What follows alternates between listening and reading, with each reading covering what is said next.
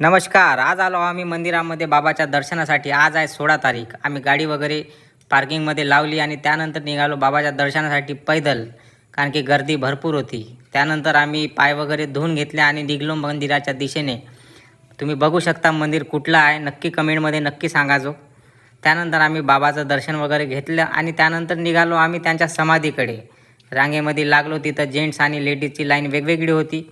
तिथं कॅमेरा वगैरे अलाउड नव्हता, त्या कारणाने आम्ही आतमधले फोटो घेऊ शकलो नाही. त्यानंतर आम्ही दर्शन वगैरे घेऊन बाहेर निघालो आणि त्यानंतर आमचे फोटो वगैरे काढले. त्यानंतर निघालो त्यांच्या आईबाबाच्या समाधीकडे.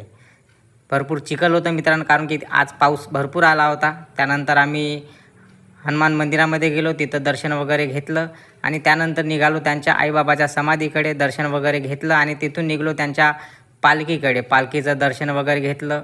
त्यानंतर तिथे मित्रांनो एक जुनं झाड होतं उमरीचं, खूप जुनं झाड आहे म्हणे. तिथलं दर्शन वगैरे घेतलं आणि त्यानंतर तिथून निघालो मित्रांनो. त्यानंतर मित्रांनो नक्की कमेंटमध्ये सांगा हे कुठलं ठिकाण आहे. तर त्यानंतर आमच्या मॅडमनं आणल्या तिथील उमरी देवघरामध्ये ठेवतो बा म्हणे.